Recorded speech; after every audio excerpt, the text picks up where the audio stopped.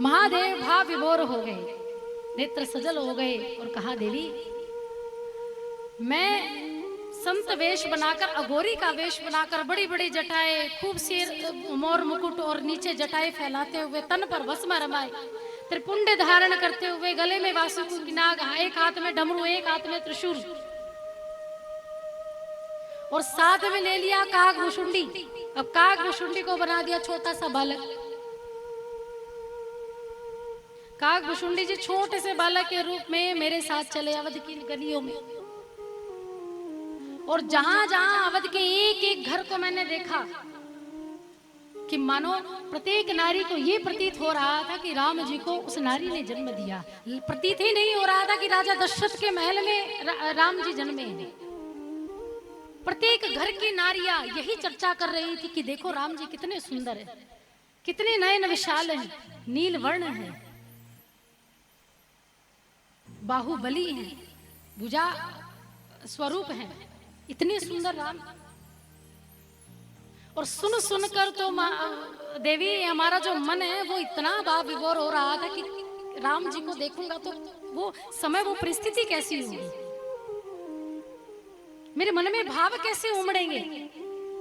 और यही विचार करते करते मैं और काग भुषुंडी जी राजा दशरथ के द्वारे पर पहुंचे। जब राजा दशरथ के द्वारे पर गए और वहां जाकर माता कौशल्या ठाकुर जी को लेकर बैठी थी, और ठाकुर जी को लेकर बैठी, मेरा संत वेश, अघोरी वेश, मैंने आवाज लगाई, भिक्षाम देहि, भिक्षाम देहि। माता कौशल्या ठाकुर जी को पालने में बैठा दी और पालने में बैठाकर द्वारे पर आई। माता कौशल्या द्वारे पर आई और महादेव जी को कहा, महाराज क्या भोजन करेंगे, फल लेंगे?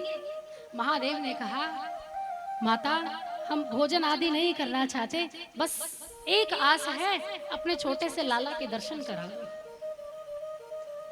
माता कौशल्या ने कहा, बाबा वो क्या बात है, हमारा छोटा सा लाला अभी विश्राम कर रहा है, अभी हम आपको दर्शन नहीं करा सकते। ऊपर से नीचे तक कौशल्या ने देखा बाबा को। बाबा भोलेनाथ ने कहा, मैया हम बड़ी दूर से आए हैं और अगर दर्शन करके नहीं गए तो फिर कैसे, क्या दोबारा नहीं आ सकते, इतनी दूर से पैदल पैदल यात्रा करके आई। और देखो ये छोटा सा बालक, इतनी तेज गर्मी पड़ रही है, देखो हमारे पैरों में भी छाले पड़ गए, एक बार दर्शन करा दो वापस लौट जाएंगे। माता कौशल्या ने बाबा का जब रूप देखा तो बाबा के रूप को देखकर माँ कौशल्या ने कहा, बाबा अच्छा आपसे एक बात पूछूं? बाबा ने कहा, हाँ देवी पूछो।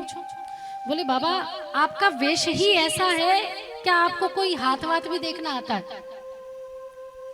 अब कोई द्वारे पर आ जाए महाराज और हाथ वाथ ना दिखाए माता जी, ऐसा हो ही नहीं सकता। तो कहा कि बाबा हाथ वाथ देखना जानते हो? बाबा भोलेनाथ ने कहा, यही सब समय है कि राम जी के दर्शन कर लो।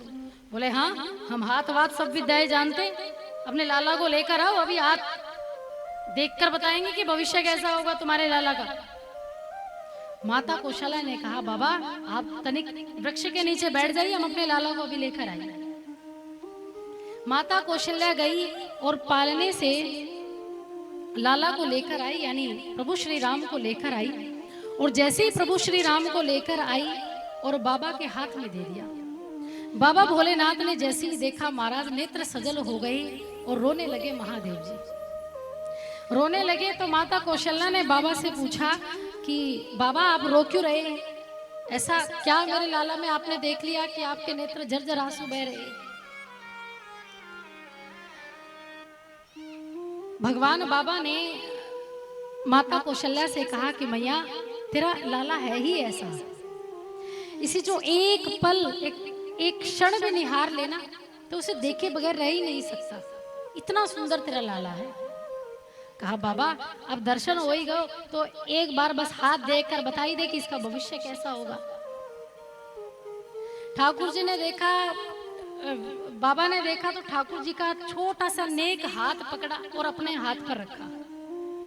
बाबा ने हाथ देखा, अब बाबा तो जानते थे कि ये कौन है, मेरे आराध्य हैं राम। ने एक छोटा सा हाथ अपने हथेली पर रखा और सहला रहे हैं राम जी के हाथ को। माता कौशल्या कहे, बाबा तनिक बताइए इनका भविष्य क्या होगा। बाबा भोलेनाथ कहे, देवी